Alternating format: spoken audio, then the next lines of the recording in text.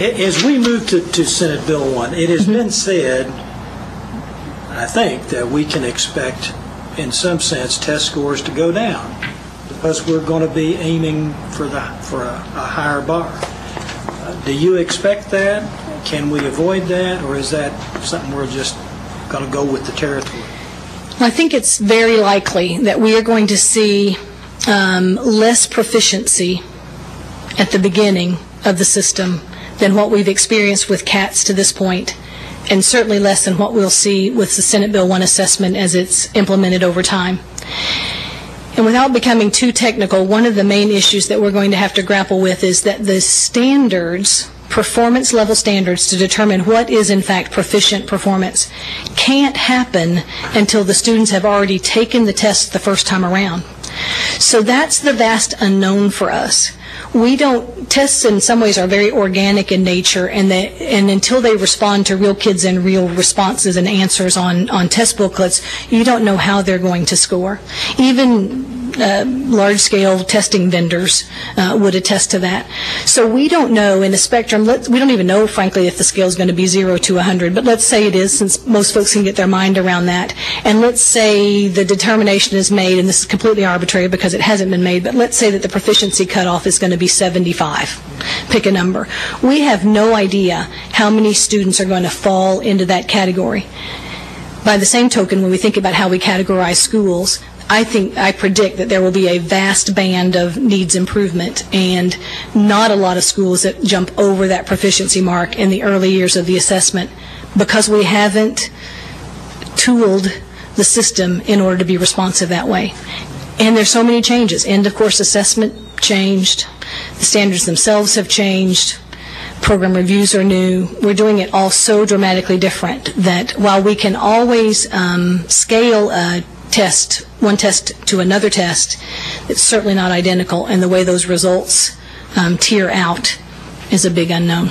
Do you think it's important to get that message out there to parents that they could see something like that happen? I do, and I have not done a good job with that, even in the implementation of Senate Bill 1 in Jessamine County. Ready, Kentucky, an initiative by the Pritchard Committee, is doing about the best work in that regard. I think that can be done right now. We have got to get on the front end of our own message and get the word out to folks about what we expect. Otherwise, we're going to fall victim to a lot of ineffective, frankly inaccurate comparisons from the old system to the new. Even things like the way the graduation rate is figured. Dramatically different. The numbers as a result are apples to oranges in the comparison. So I think there's a lot of work to be done in terms of messaging. But you have to also kind of sense with how much does the public really want to know. When it comes right down to my child, you want a whole lot of information. But some of this stuff begins to be kind of white noise if we go overboard. So try to be as responsive to parent questions about it as we possibly can and to put a plan in place. It's critically important that we help educators understand what the likelihood of the results might be.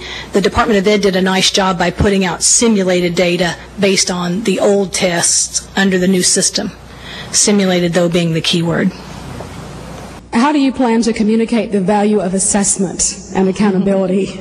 And how do you respond to questions about an overemphasis on testing?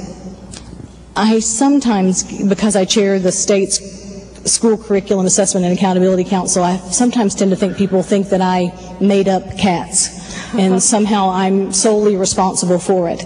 I will tell you that I have a healthy respect for large-scale state accountability, and that one of the lasting impacts of No Child Left Behind will be that we have really shined the light on the performance of all students and every student, and that we will not let the performance of the majority students mask the performance of students of color, students of poverty, and students with disabilities.